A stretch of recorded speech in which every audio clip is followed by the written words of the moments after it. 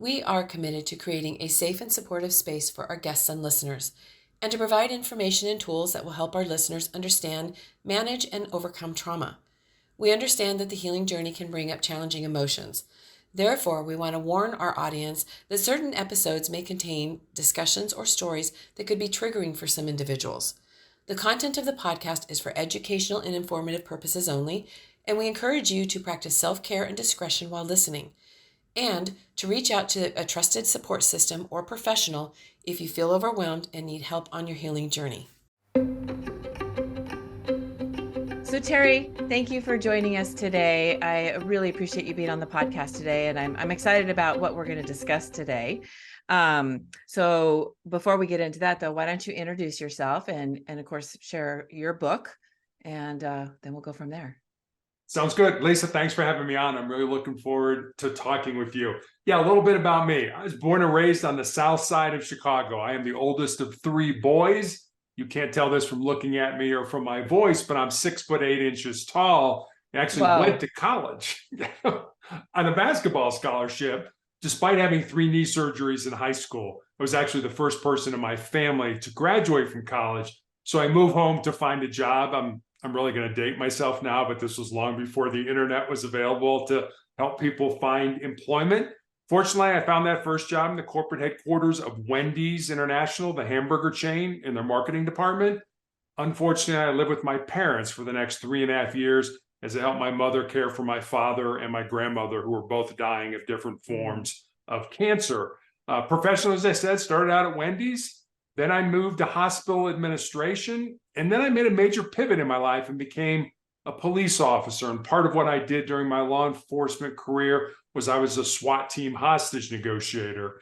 After that, I started a school security consulting business, coached girls high school basketball, became an author of a book called Sustainable Excellence in 2020. But for the last 11.5 years now, I've been battling a rare form of cancer, a rare form of melanoma. And then finally, my wife and I have been married for 30 years. We have one child, a daughter, who's a graduate of the United States Air Force Academy and is an officer in the new branch of the military, the Space Force. Well, you have quite the life. Wow. I'm super impressed. Yeah, super impressed. Well, okay. So I was looking at your book, and I was looking at I didn't get a chance to read it, but I was looking at the index, and it was really interesting. It looks like it's a common sense book of life. That's what it kind of looked like to me, and just kind of how to live your life in a healthy way. I mean, that's what it looked like to me. And one of the things that you brought up to me, and I really love this, and you have your 4 truths. And I'm going to read them real quick, and then we'll kind of dive into them, because I think this is just really well balanced, and I think I'm going to implement these as well, the ones that I haven't yet. Sure. So the 4 truths that you have, the first one is control your mind or it will control you. And that we could have an entire podcast on right there. Seriously. I mean, the aha moment for me in this is me realizing that I can control my mind. It's a lot of work, but we have that ability. It's awesome. So number 2 is embrace the pain and discomfort we all experience in life and use it to make a stronger and more resilient individual. I love that. And that's kind of what I've done. Not on purpose. What you leave behind is what you weave in the hearts of other people. And I love that. So it's another way, it's a beautiful way of saying, when you leave someone, leave them feeling better than when you walked up to them. Yeah. And then the 4th one is, as long as you don't quit, you'll never be defeated. And I love that. And that's something that I've learned recently in my life, is that failing is not failure. Doesn't mean that it's, so, and that was a mind bender for me. So let's talk about these 4 truths. These are great. Yeah. People, how did you come up with them? Well, I was actually on a podcast that it was your 3 truths. So I had to have my 3 truths, and I ended up, we like things in 3s, ABC, Father, Son, Holy Spirit. Yeah. We just like things in 3s, but I really felt that 4th one, and the one I added was the legacy one, the one about what you leave behind is what you weave in the hearts of other people, needed to be there. I think, our brains are kind of wired to just do 3, but I added a 4th thinking, well, I think it's important enough that we need to do that. And I those agree. are, I have them on a post-it note here in my office. I see them multiple times during the day, so they constantly get reinforced in my brain.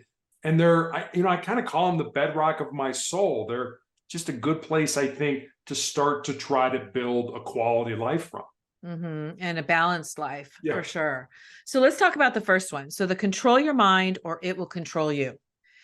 And, and what I'll say about my experiences, I didn't even know you could control your mind for a good part of my life, probably up until within the last 10 years or so. I had no idea I could control the thoughts and what was going on. I felt completely helpless. I just thought that, oh, I'm just supposed to take this in. And that was paralyzing for me at times. It was frightening at times. It was frustrating at times. And like I said, I felt hopeless. So let's talk about that. Yeah. This is a truth that I learned, although I'm not sure I understood it, but I learned it early on.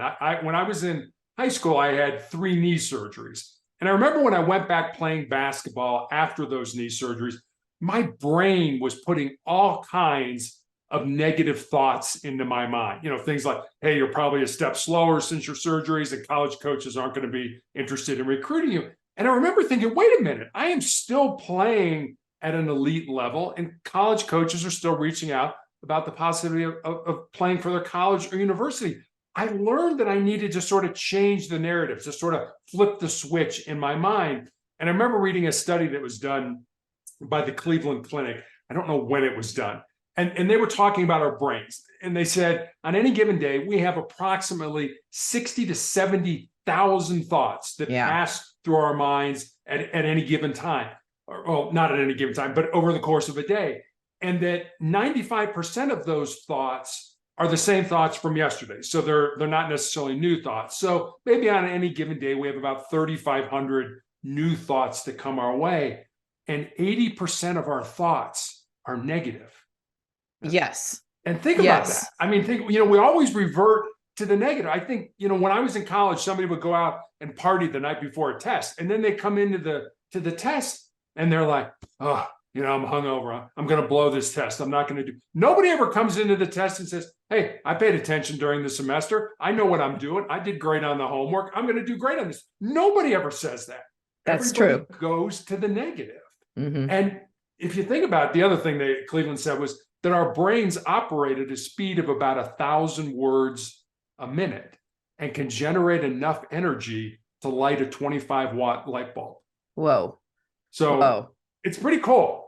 What you did in your mind was telling you one thing about your knee and telling you all this fear stuff, right? Right. And what you did, which I love, and this is called self-awareness, everyone, is that you looked at the evidence of what you were doing. You looked at the evidence and you said, no brain, no. Look I'm playing on an elite level. I'm doing fine. And you shut that thought down. That is a great example, but that's exactly what you did, is you showed your brain evidence that no, I actually am playing at an elite level. I'm not what you're trying to get me to believe. That's awesome.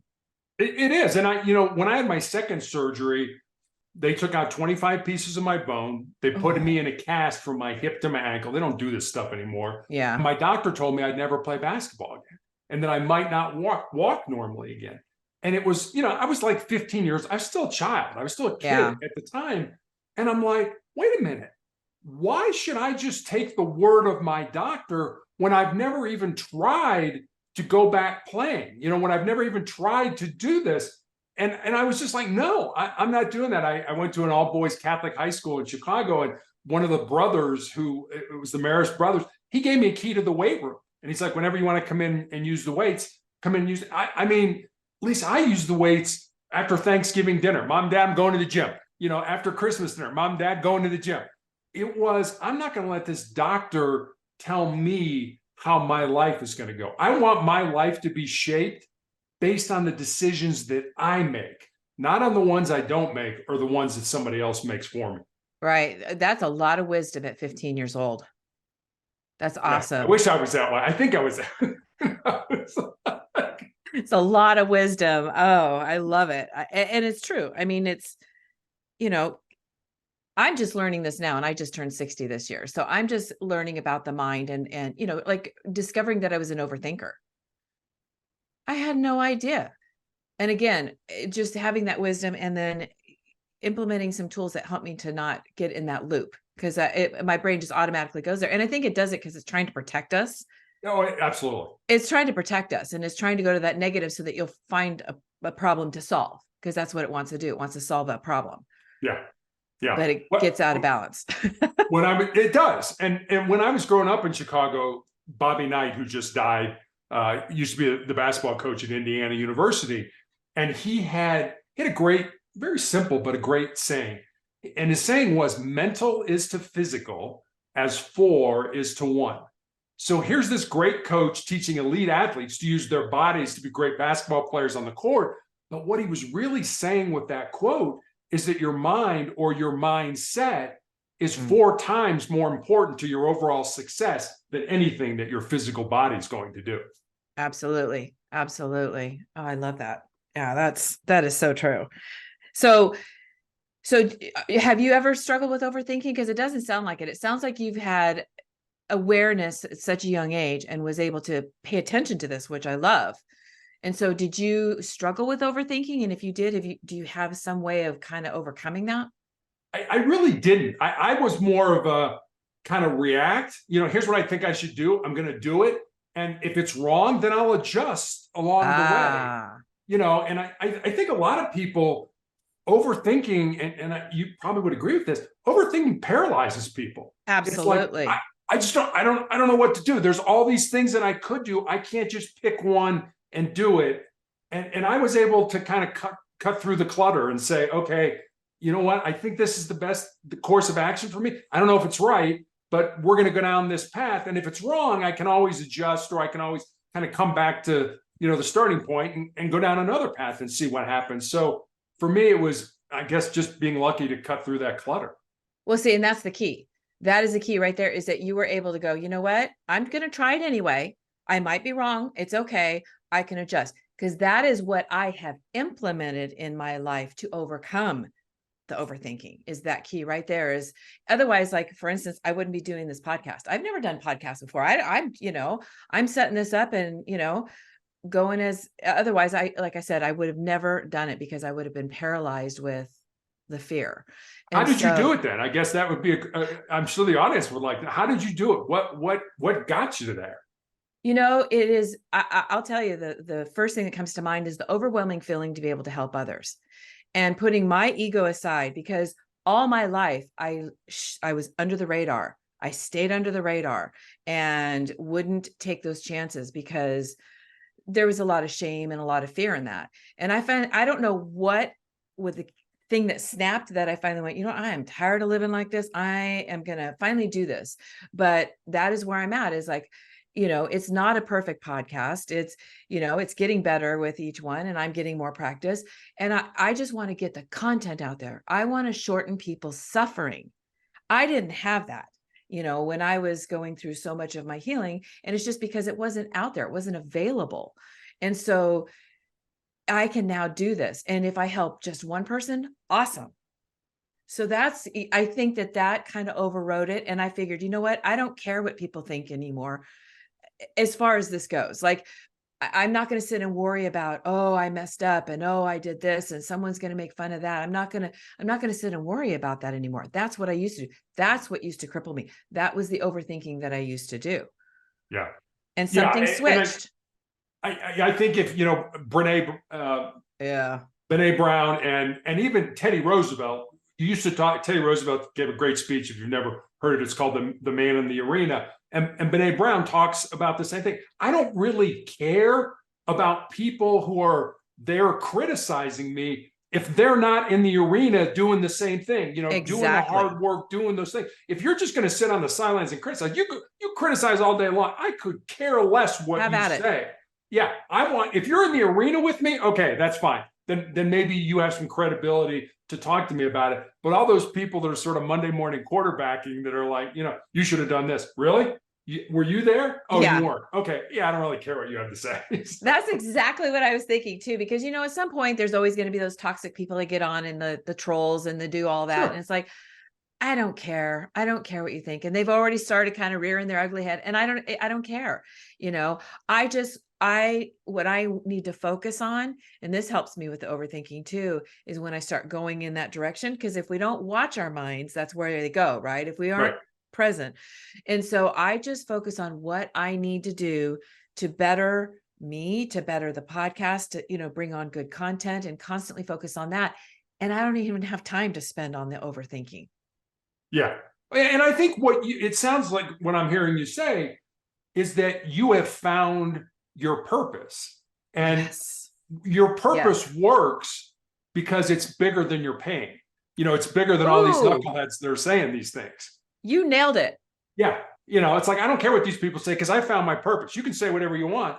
You can, you know, call me names. You can say that, you know, the show's terrible, but you know what? This is my purpose. And what you say, that pain, my purpose is bigger than that pain. Right, right.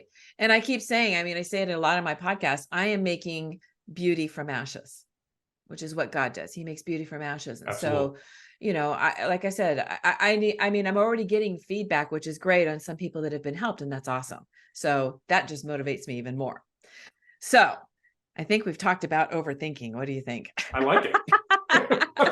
We touched on some really good stuff, and I want to get to all four of these truths because they're all so good. So number 2 is embrace the pain and discomfort we all experience in life and use it to make a stronger and more resilient individual. Yeah, this really kind of goes to what we were just talking about, that our brains are hardwired to avoid pain and discomfort and to seek pleasure. So to the brain, the status quo, the way things are right now, hey, it's comfortable and familiar. Even if it's not working for you, the brain is like, hey, we know it, it's comfortable, leave it alone. But you know this, you figured this out, and I figured this out. The only way we're going to grow, the only way we're going to get better, the only way we're going to improve is to step outside those comfort zones and to do things that make us uncomfortable. My basketball players, when I was coaching, could probably tell you, I used to tell them all the time, you need to become comfortable with being uncomfortable.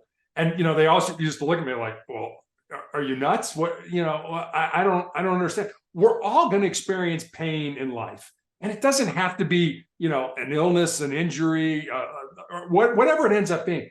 Pain is inevitable. And I wish I would have said this, that I didn't say that. Pain is inevitable. Suffering is optional. You know, suffering is what you do with that pain.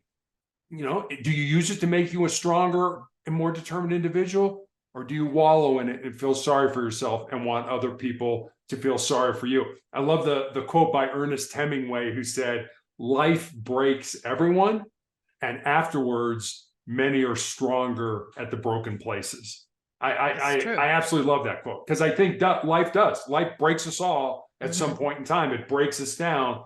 Can you use that to build yourself back up into a better human being?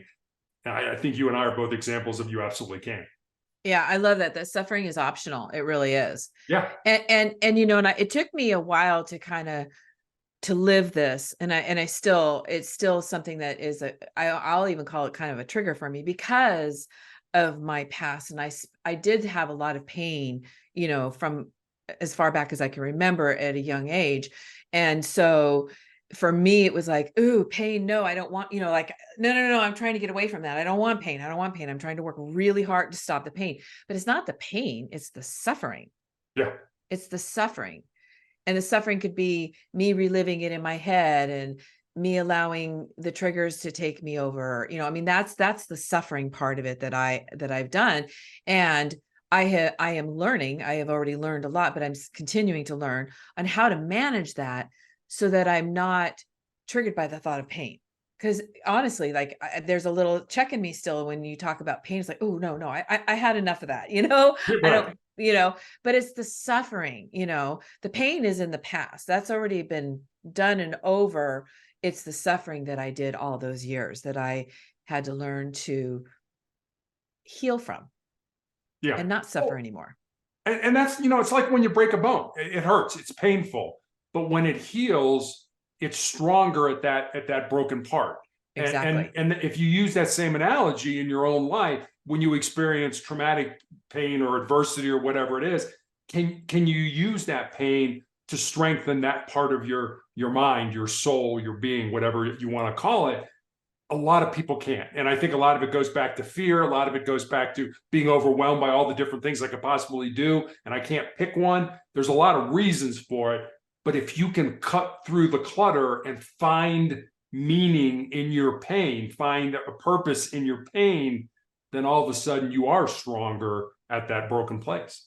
Exactly. Exactly. And I know for me, this is going to kind of sound maybe crazy, but for me, one of the switches in my head was really, truly understanding that the abuse wasn't my fault. Yeah.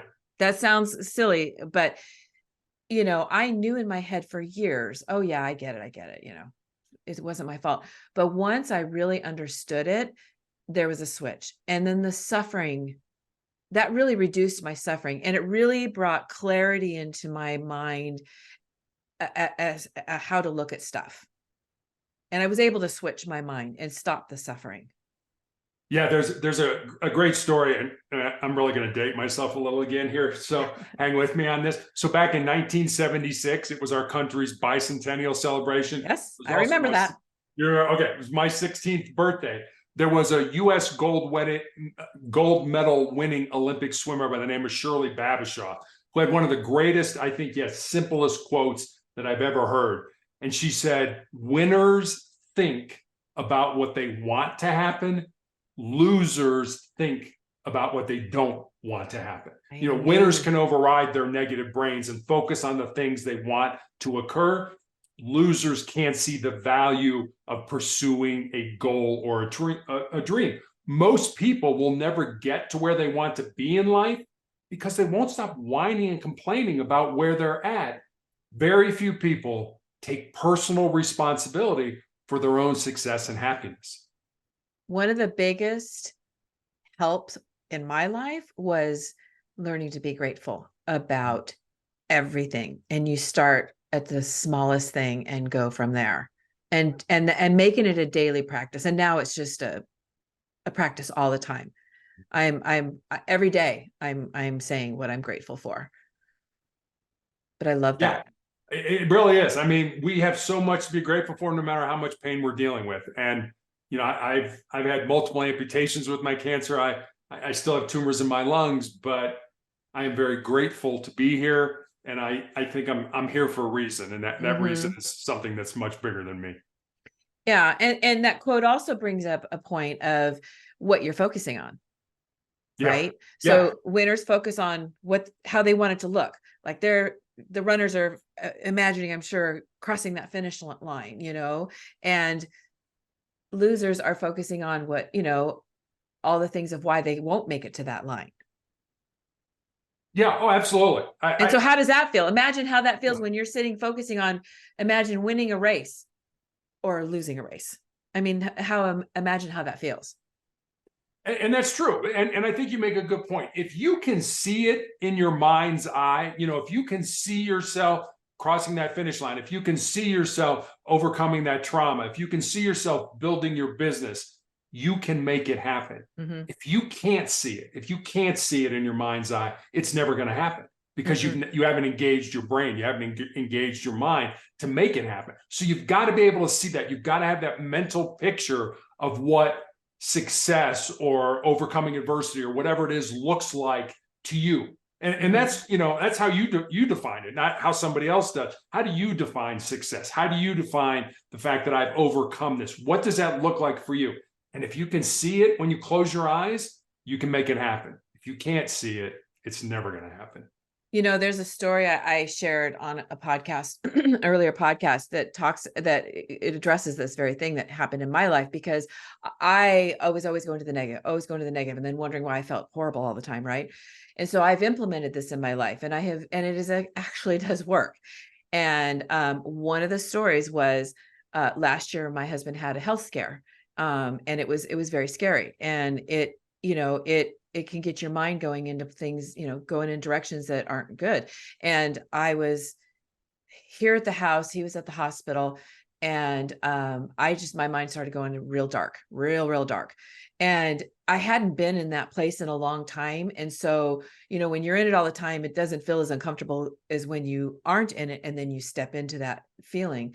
And I was so uncomfortable. I was pacing. I didn't know what to do with myself. And I stopped and I thought, okay, I've got, this is my mind going. And so I need to do something to change it. And so what I did, first of all, is I laid on the bed and I meditated for a good 10 minutes. Then when I was done meditating, which got my heart rate down, I then thought, you know what? I'm sitting here visualizing what I don't want to happen. I'm going to start visualizing how I want this to look. Mm-hmm. And I went all the way out to a year out of how my husband is going to look. And you know what? It's happening. It looks that way. It looks that way. It's happening. Yeah. It was really powerful. Now, I'm not saying that's going to happen all the time.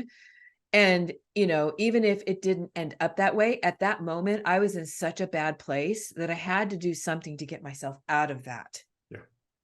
Yeah. It's one of those times I talk about, I want to crawl out of my own skin and get away from myself because I didn't know what to do with it. It was real dark. And I think that goes back to why so many people, have anxiety and, are seeing therapists and things like that. When I went to college at the Citadel, which was a military college in South Carolina. And one year while I was there, we had a president by the name of James Stockdale. You may or may not remember Stockdale. He was Ross Perot's running mate when Perot ran for president of the United States back in the 1980s. And Stockdale was an admiral. He was shot down during the Vietnam War, spent 8 years as a prisoner of war in some horrible conditions. And I remember being at an event with him. I mean, I didn't spend a lot of time with him. He was the president of the college. I was a cadet. But somebody asked him, who survived that brutality and that torture? And he said, well, let me tell you who didn't survive. He said, people who didn't survive were the big, strong, tall, tough guys that thought that they could handle any kind of abuse or torture. And then this was interesting. He said, the other group that didn't survive were the optimists. He said, these are the people that thought, well, we'll be rescued or let go by Thanksgiving or Christmas or Easter. And he said, Thanksgiving and Christmas and Easter would come and go. And he said, those people would die of a broken heart. He said, the people that survived were the people that understood what they could control, which according to Stockton was basically the breathing in their lungs and the thoughts in their minds. Everything else was at the discretion of the enemy and controlled it. And I think that's where we sort of get off the rails. We start trying to control all these things that our mind is putting into our thoughts, like, oh, my husband's going to die, or my husband's going to have this, or oh, can I handle it? And all of a sudden, we're trying to control all these balls that we're trying to juggle in the air. Figure out what you can really control in your life and control it, and let the rest of it go, because it's just going to drive you crazy. And it sounds like you figured that out. You sat, you meditated, you got your mind in a good place. Yeah, because there was a time, and I've shared this before too, there was a time when I really realized for the first time that I had no control over anybody else but myself. And I was really angry when I figured that one out. I had a screaming match. I had a tantrum. I full on had a tantrum in my living room floor. I didn't get out on the ground, but I was screaming and I was not happy. And then but then after I had my tantrum, then there was relief. Yeah. Because I had spent a lifetime trying to control everything else and I was exhausted and I couldn't. Right. And so when I could start focusing on this, and that's why I say this is when my healing really got intense, because I wasn't focusing on all of that and trying to fix and control all that. I was really focusing on me and controlling this. Yeah. Yeah. I love that. It's great. But I had a tantrum. I'll confess. It's kind of funny now. It wasn't funny then. Okay. So number 3, and then I love this. What you leave behind is what you weave in the hearts of other people. So leaving people in a better place than when you walked up. Yeah. Basically. So I'm going to tell you a story. Imagine that, right? Love stories. Most of us, I'm sure you also have heard of Fred McFeely Rogers. So Mr. Rogers on his television show, Mr. Rogers' Neighborhood, educated so many people, including me when I was growing up. 2003, Mr. Rogers dies, and his family is going through his effects, and they find his wallet. And inside his wallet is a scrap piece of paper on which Mr. Rogers had written 4 words: life is for service. You know, Lisa, I think we tend to think that we are born empty, and that when we get into life, whatever that looks like, you know, we get out of school, we kind of get into life, that our job then is to fill ourselves up. You know, I got to get a good education. I got to get a great job. I've got to make a lot of money, drive the latest car, have the best family, live in the nicest house. And that by filling ourselves up, somehow we're going to be happy and fulfilled. Mm-hmm. And what I found is it's just the opposite. We're not born empty. We're born full. We're born with everything we need to be successful inside of us. We just need to find that and pull it out and use it for our benefit. So our job should not be to fill ourselves up. Our job should be to empty ourselves out with our unique gifts and talents, certainly for the betterment of ourselves, but also for the betterment of our families, of our friends, of our community, of our country. And I think the people that have figured that out, it's not about what I get, it's about what I give. Those are the people who leave those lasting legacies and who weave themselves into the hearts of other people. Yeah, I agree. Yeah, because I tell you, there was a time that I can honestly say that I didn't, you know, I wasn't in that place where I was walking away and having someone feel better about themselves. But yeah, that has changed. I don't even know what else to say about that. No, that's good. You know, so I had my leg amputated back in 2020. I've got these tumors in my lungs. And when I found that out, I went with my wife to the mortuary, to the cemetery, and to the church, and I planned my funeral. And because I go on podcasts and I do in-person speaking engagements about motivation and the need to keep moving forward, a lot of people kind of gave me brushback from that. It's like, wait a minute, planning your funeral, isn't that somehow defeatist? And I had to remind these people that the last time I checked, we're all going to die. Yep. But we're not all going to really live.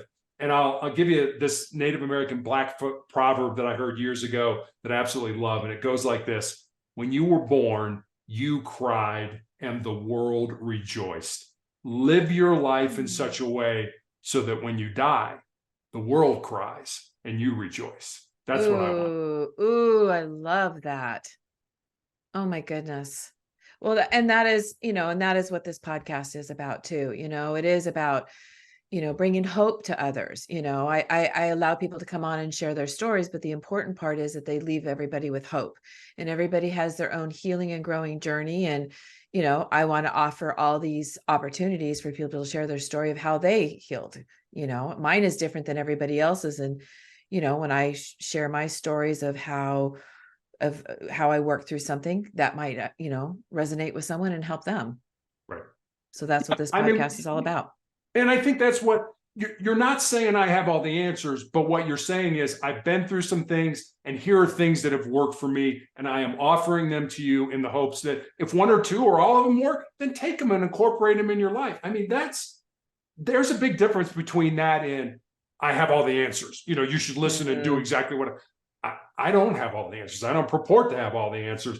I can just tell you I've been through some things and I've learned some things along the way that I would like to share. And I think that's exactly what you're doing with your podcast.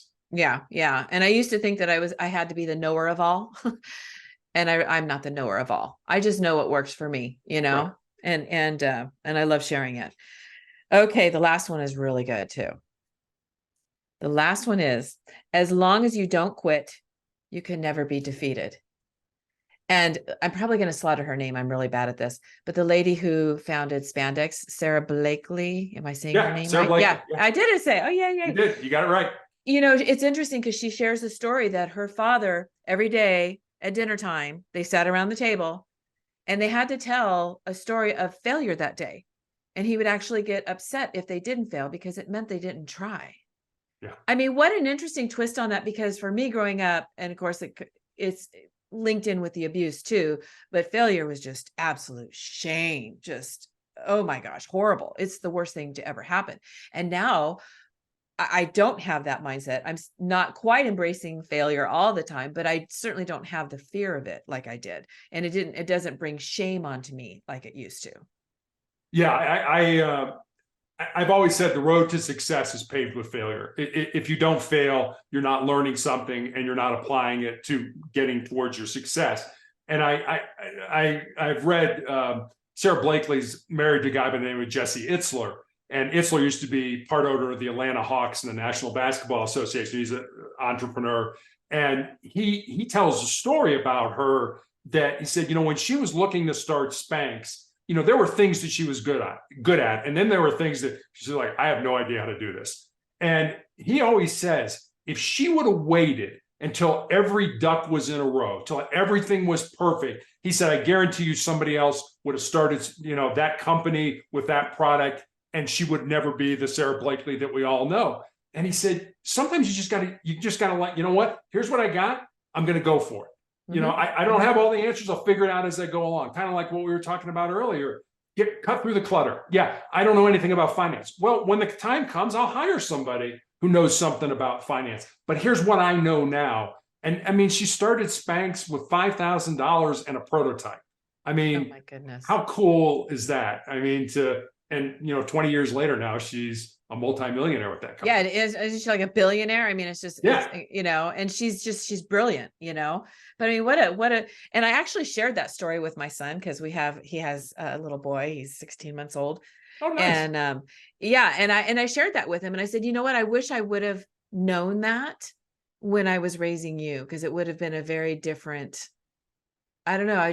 It was such a mind changer for me and just liberating. Yeah. Like, oh, it's okay to fail. Cause and I think part of this is too, our era is that it wasn't okay to fail. No, it was somehow, you were bad, you were wrong. Right. And, it's funny. One of the chapters I put in my book is titled, Most People Think with Their Fears and Their Insecurities instead of using their minds. And I know I've done that. In my life. I want to start a business. I want to do something. Oh, wait a minute. Maybe I'm not smart enough. Maybe I don't have enough information, or what will people say about me if I fail? That's thinking with our fears and our insecurities. That's not thinking with our minds. And I always tell, especially when I talk to young people, I always tell them, if there's something in your heart, something in your soul that you believe you're supposed to do, but it scares you, go ahead and do it. Yeah, do it. Because at the end of your life, the things that you're going to regret are not going to be those things you did. They're going to be those things that you didn't do. And by then it's going to be too late to go back and do them. It's so true. It's so true. I know. And I go back to doing the podcast and just, I had the fear and I just thought, I did my research and I just thought, I got to take the step because I have spent my life. There's so many things I wanted to do and I would start them and then I wouldn't follow through because for whatever reason, it's usually some sort of fear. And this one is just, it is. And it is because it is my passion. It is, I do feel like it is absolutely my passion, absolutely my gift. I love it. And is there fear? Yeah. Do I sometimes get off the podcast and think, oh, why did I say that? Yeah. And I figure, you know what? I said that and it was really uncomfortable, but maybe that thing is going to help someone. Maybe it's going to be that statement that I, just sit here going, I can't believe I said that. Maybe it's going to be that's going to help someone. I don't know. Yeah. Nelson Mandela, the former president of South Africa, used to say, I never lose. I either learn or I win. And if you think about that mentality, yes, I failed, but did I learn something? And if you did, then you're not a loser. You've just learned something. And again, going back to what we were talking, who cares what the critics say? Who cares what, Lisa blew that one. That was a terrible podcast or something. You know what? Did Lisa learn something? Yeah, I learned something. And can I apply that, to making a better podcast? I mean, I'll never, my experience being on a podcast, I started a speaking gig just as COVID hit. And like so many other people, it was like, well, nobody's doing anything in person and they're certainly not doing anything virtually. How do I deliver my message? And somebody reached out to me and said, would you like to be a guest on my podcast? And I said, sure. What's a podcast? I was like, I had no idea what a podcast was. We have a conversation, we record, we put it on social media. And I said, okay, sure, I'll do that. And Lisa, when I did that, I literally had Post-it notes all around the camera. And he would ask me a question and I would lean in and read the Post-it note. I was horrible. I was terrible. I was absolutely lousy at it. But think about this in your life. the first time you did anything, the first time you drove a car, the first time you studied algebra, the first time you made a meal, were you any good at it? I know I wasn't. But that's just it. You get better at it. And I was having a discussion with my publisher, and I said, Scott, I listen to every podcast I've ever been on because I want to have better stories. I want to see how many times I said, or or whatever. And he said, no, Terry. He said, it's not about being good. It's just about not sucking. And I said, well, thanks for the title of my next book, Just Don't Suck. But I said, no, that's not what it's about.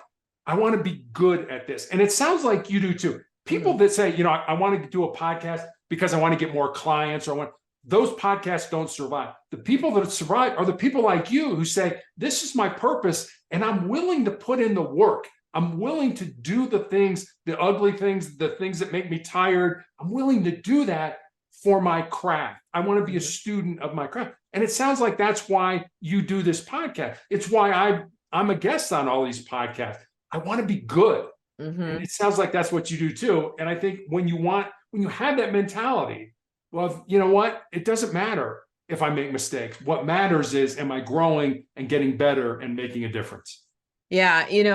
And what has been interesting for me, and because my background really is, I worked in the legal field for years, and then I worked in real estate. So there's legal in that, right? There's a lot of structure. And so very technical. And so one of the things I've had to unlearn actually, is being so technical. I mean, I could sit and write a technical book. At my last job, I wrote a whole manual on my whole department, and it was easy. I mean, I had it done in 3 weeks, boom, done. But to do something creative, I'm having to switch. And so that failure thing always is right there, because it's like, oh, you're not very creative. Oh, you don't know. And I've had to literally shut that down. And being aware that it's coming up, and then shutting it down and just going ahead and stepping out. And I'm like, well, it might be messy, but I don't care. It might not come out perfect this time, but maybe the next time. And with each time that I do it, I am getting better, and I am thinking of things, that I didn't think of before. It's funny. I did a podcast about 8 months ago with a former player in the NFL, National Football League, whose brother is actually in the Hall of Fame, the Pro Football Hall of Fame.